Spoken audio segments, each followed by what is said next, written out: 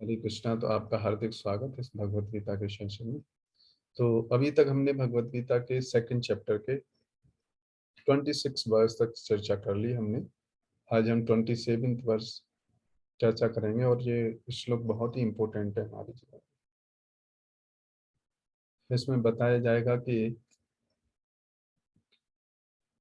जिसका जन्म हुआ है उसकी मृत्यु निश्चित है। ये एकदम कड़वा सत्य है और इससे हमको क्या सीखना है, वो इससे हमें अवेयर रहना चाहिए, है ना। क्योंकि जब अवेयर रहेंगे तब तो हम जीवन का उद्देश्य हासिल कर पाएंगे।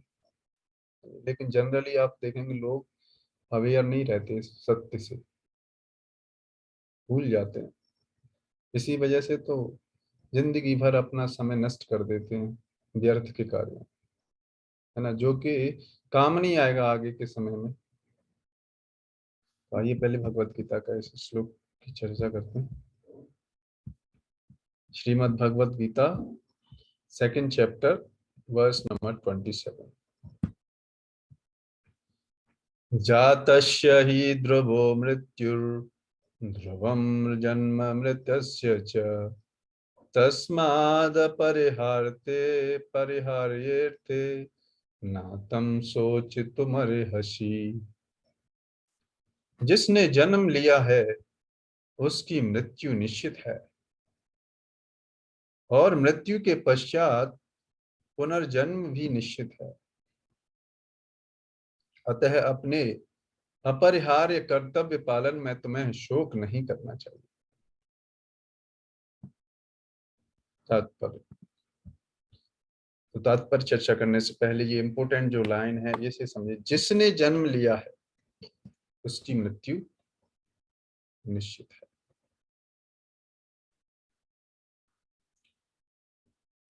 और मृत्यु के पश्चात पुनर्जन्म भी निश्चित है। अतः अपने अपरिहार्य कर्तव्य पालन में तुम्हें शोक नहीं करना चाहिए।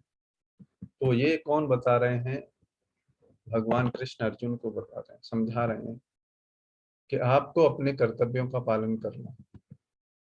सारी भगवत गीता में आप देखेंगे भगवान कृष्ण अर्जुन को यही समझा रहे हैं कि अपने कर्तव्यों का पालन करो। अगर आपके अंदर ब्राह्मण प्रवृत्ति है तो ब्राह्मण के कर्तव्यों का पालन करो। क्षत्रिय की प्रवृत्ति है तो क्षत्रिय के पालन करो। वैश्य की प्रवृत्ति है तो वैश्यों के कर्तव्यों का पालन करो, है ना। और इन कर्तव्यों का पालन करने के साथ साथ भक्ति अगर हम करेंगे तो निश्चित ही हम भगवान के धाम जा सकते हैं। और इस संसार का जो सत्य है, इस भौतिक संसार में देखो मृत्यु किसका होता है? मृत्यु क्या है? जैसे आपने देखा होगा एक नई शर्ट होती है ना, नई शर्ट धीरे धीरे खराब हो जाती है, पहनने लायक नहीं होती, तो क्या हो जाती है? उसकी मृत्यु हो रही है ना। उसी तरीके से इस भौतिक संसार का नियम है। इस भौतिक संसार में कोई भी चीज आप पहले मैन्युफैक्चर करो और समय के अनुसार क्या होती है, धीरे धीरे करके नष्ट होती जाती है ना। उसी तरीके से हम सब को ये शरीर मिलता है तो उसको हम जन्म बोलते हैं, नया शरीर मिलता है ना, बच्चे का।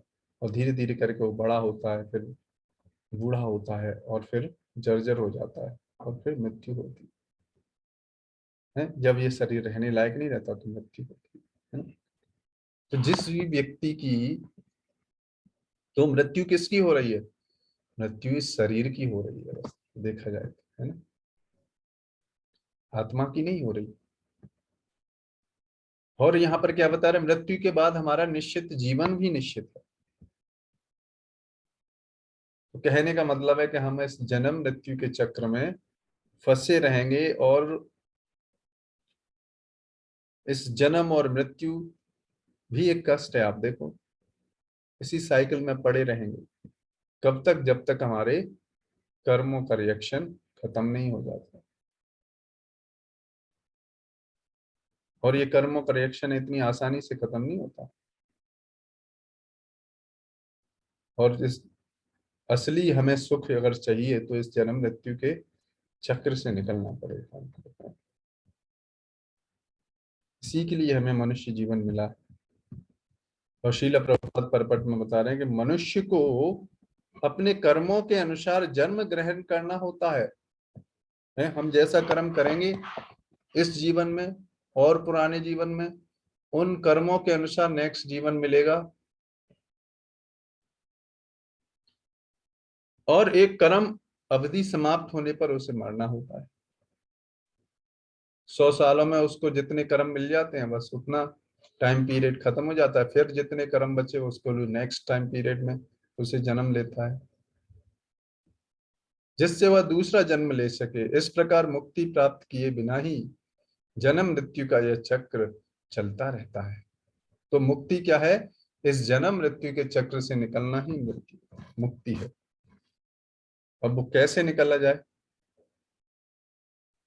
तो जब तक हमारे ये कर्म का बंधन खत्म नहीं होगा तब तक हम इस मृत्यु, इस भौतिक संसार से नहीं निकल सकते।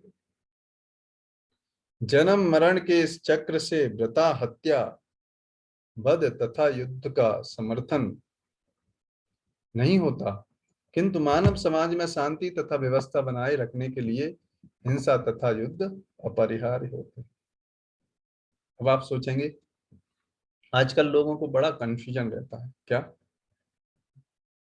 अब लोग चाहते हैं हाँ शांति व्यवस्था बनी रहे, हाँ हर कोई व्यक्ति बड़ा शांति से रहे, है ना। लेकिन आप देखो कहाँ रहता है, जितने आतंकवादी चोर उचक्के लोग होते हैं वो जनता को परेशान करते रहते हैं। तो ऐसे लोगों को अगर कोई व्यक्ति दंड नहीं देगा, ऐसे व्यक्ति को अगर कोई दंड दे तो वो उसको क्या बोलते हैं? अहिंसा परमो धर्म, अहिंसा करना चाहिए, हिंसा नहीं करनी चाहिए। अरे ऐसे दुष्टों को मारना चाहिए, ऐसे दुष्टों को क्या करना चाहिए? सजा देनी चाहिए, तभी तो समाज में शांति व्यवस्था फैलेगी। तो यही तो भगवान कृष्ण कर रहे थे महाभारत के युद्ध में। जितने भी दुष्ट लोग हो उनको इकट्ठा करके क्या कर रहे थे? उनका सफाया कर रहे थे, जिससे कि सभ्य मनुष्य आराम से शांति से भक्ति करके भगवत धाम चला जाए। और लोग भगवान कृष्ण पर आरोप लगाते हैं कि उन्होंने हिंसा को बढ़ावा दिया। अरे बगैर हिंसा के व्यक्ति समाज में शांति व्यवस्था नहीं हो सकती है। आप देखो जितने आतंकवादी लोग मारने लगे रहते हैं, तो उनको फौजी लोग मारेंगे ना, तभी तो देश में शांति फैलेगी। नहीं तो यहाँ के नागरिकों को रहने ही नहीं देंगे आतंकवादी लोग ना। तो ये गलत कंसेप्ट है जो लोग इस अहिंसा परमो धर्म, है ना, इस भुलके में क्या रहते हैं, गलत प्रिंसिपल अपनाते हैं। हिंसा जरूरी होती है, अगर सत्य के लिए जरूरत पड़े तो हिंसा भी करनी पड़ती है। तो किन लोगों को? जो चोर उचक्के लोग। तो ये समझना जरूरी है। इसीलिए भगवान कृष्ण ने क्या किया? अर्जुन को युद्ध करने के लिए बोला, उनका जो कर्तव्य है। अब देखो आगे बताएंगे भगवान। कुरुक्षेत्र का युद्ध भगवान की इच्छा होने के कारण निश्चित था, और सत्य के लिए युद्ध करना क्षत्रिय का धर्म है। और यही क्या कर रहे थे भगवान? अर्जुन को ये याद दिला रहे थे कि आपका धर्म है ये, है? अतः अपने कर्तव्य का पालन करते हुए वह स्वजनों की मृत्यु से भयभीत या शोकाकुल क्यों था? इसीलिए भगवान उसको बोल रहे हैं, कई एंगल से समझा रहे हैं कि आपको दुखी होने का कोई कारण नहीं है। जिसका भी जन्म है उसकी मृत्यु निश्चित है। आप नहीं मारोगे तो कुछ समय बाद मर जाएंगे। फिर अच्छा है कि अभी मर जाएंगे, अभी इनको सफाया कर दोगे तो लोग शांति से व्यवस्था से रह पाएंगे। वह विधि को, वह विधि या कानून को भंग नहीं करना चाहता था, क्योंकि ऐसा करने पर उसे उन पाप कर्मों के फल भोगने पड़ेंगे जिनसे वह अत्यंत भयभीत था। अपने कर्तव्य का पालन करते हुए वह स्वजनों की मृत्यु को रोक नहीं सकता था। और यदि वह अनुचित कर्तव्य पथ का चुनाव करे तो उसे नीचे गिरना होगा। इसलिए हमें जीवन में क्या होना चाहिए, सही मार्ग निर्देशन में रहते हुए भक्ति करनी चाहिए, है ना। और ये प्रिंसिपल्स हमें समझने चाहिए, है ना। ऐसा नहीं कि हम, हमारे घर में कोई आया है, मान लो आप सिंपल सी बात है, मान लो आपके घर में कोई चोर उचक्का आपके पिताजी माता जी को मार रहा है ना, और आप बोल रहे हैं अहिंसा परमो धर्म, है ऐसा, क्या ये होगा ऐसा? कहीं अहिंसा कहीं हो पाएगी ऐसे? अरे आपका कर्तव्य है अपने माता पिता की रक्षा करना, ऐसे आताताई लोगों से, तो आपको हिंसा करनी पड़ेगी ना, उस पर हाथ उठाना पड़ेगा। तो आप बताओ कहाँ अहिंसा है ना। तो समय पड़ने पर हिंसा की भी जरूरत पड़ती है। इसलिए यहाँ पर भगवान अर्जुन को सत्य के लिए युद्ध लड़ने के लिए बोल रहे हैं, है ना। और हमें जीवन में क्या रहना चाहिए, हमेशा इन सारी चीजों से हमें रियलाइज करना चाहिए कि ये हमें शरीर मिला है, इसका जन्म अभी हुआ है, कुछ समय बाद मृत्यु होगी। इस समय का यूटिलाइज कर लें। आप देखो कितना समय फास्ट गुजर रहा है। हम सब यहाँ इस जूम में हैं, आप देखो कम से कम 20 साल से ऊपर ही हैं सब लोग, हैं? और समय कितनी फास्ट निकल रहा है, और कुछ पता नहीं कब मृत्यु आ सकती है ना। तो जो जीवन का उद्देश्य है उसके लिए हम तैयार रहें। कैसे तैयार रहें? कभी भी मृत्यु आए तो हम इस जन्म मृत्यु के चक्कर से निकल जाएं। और वो कब होगा? देखो ये मृत्यु क्या है, मृत्यु सबको पता है मृत्यु आएगी, लेकिन है एग्जाम, पता है मृत्यु क्या है, एक एग्जाम है वास्तव में। अगर जिंदगी भर हम भगवान के नामों का जप करेंगे, उनकी सेवा करेंगे, वैसी हमारी चेतना डेवलप हो जाएगी, तो निश्चित ही इस जीवन के अंत में हम भगवान के पास पहुंच सकते हैं। लेकिन उसके लिए हमें क्या करना पड़ेगा, भगवान की भक्ति करनी पड़ेगी। तो ये बहुत जरूरी है। इसलिए इस मनुष्य जीवन को हमें सार्थक करना चाहिए, है ना। नहीं तो फिर क्या होगा, समय निकल रहा है, तेजी से समय निकल जाएगा। और ये मृत्यु एग्जाम की तरह है, सबको पता है। जैसे एग्जाम होता है ना, वो क्या होता है, एग्जाम में आपको प्रश्न पता नहीं होते, लेकिन इसमें प्रश्न पता है, पहले से तैयारी करके रखनी है। लेकिन एग्जाम नहीं पता, एग्जाम की डेट नहीं पता कब आ सकती है ना? जैसे जनरल, वैसे एग्जाम होते हैं उनका डेट पता है, क्वेश्चन नहीं पता होते, लेकिन इसमें क्वेश्चन पता है, लेकिन एग्जाम कभी भी हो सकता है। इसलिए हमें उन प्रश्नों का पहले से तैयारी करके रखनी चाहिए कि कभी भी आ सकता है ना। इसीलिए हमें भक्ति भक्ति करने से क्या होगा, भक्ति करना यही कि तो हमारा एग्जाम है, मृत्यु के समय कितनी भक्ति की वही तो चेक होगी, तभी तो हमें भगवान का चिंतन होगा उस समय। इसीलिए तो भगवत गीता में भगवान बोलते हैं कि मृत्यु के समय जैसा जैसा हम चिंतन करेंगे वैसा वैसा हमें शरीर प्राप्त होगा। अगर मृत्यु के समय भगवान का स्मरण होगा तो हम भगवान के धाम चले जाएंगे। और इस संसार को भोगने की भौतिक इच्छाएं बनी रहेंगी तो इस संसार में और भी भोगने वाली प्रजातियों में हमें जन्म मिल जाएगा, है ना। इसलिए बहुत जरूरी है कि भगवान की सेवा में रत रहें, वैष्णवों के अनुगत रहें। तो फिर क्या होगा, हम तो भाई वैष्णवों के साथ रहेंगे, वो वैष्णवों से सीखेंगे तो क्या होगा, भगवान की सेवा ही करना सीखेंगे। तो मृत्यु के समय मृत्यु के समय क्या चीज याद आती है, जो जिंदगी भर हमने किया है वही चीज सारी याद आती है उस समय, है ना। जैसे आपने देखा होगा, प्रैक्टिकली देखा होगा, हम अपनी माँ से बहुत प्रेम करते हैं बचपन में, है ना, धीरे धीरे। तो जब भी क्या होता है, जब भी कभी जैसे ब्रेक लग गई, है ना, गाड़ी में अकस्मात, या कोई ऐसा हादसा हुआ, तो क्या याद, ओ या माँ, इस तरीके से याद आती है। तो जिंदगी भर जो करेंगे, इसीलिए हम क्या करते हैं, भगवान के नामों का जप करते हैं डेली, और भगवान की लीलाओं के बारे में पढ़ते हैं, भगवत गीता पढ़ते हैं, मतलब अपनी चेतना को, और जो भी समय होता है उसमें कीर्तन सुनते हैं, और कोई भी कार्य होता है भगवान की प्रसन्नता के लिए करते हैं। तो हर समय क्या होता है, 24 आवर्स क्या है, भगवान के, पढ़ाई कर रहे हैं तो भगवान की प्रसन्नता के लिए कर रहे हैं, है ना। जो भी कार्य कर रहे हैं तो फिर क्या होगा, ये सारा कार्य भगवान की प्रसन्नता के लिए हो जाएगा, ये चेतना डेवलप हो जाएगी, है ना। फिर हमारा निश्चित हो जाएगा भगवान के धाम जाना। ठीक है।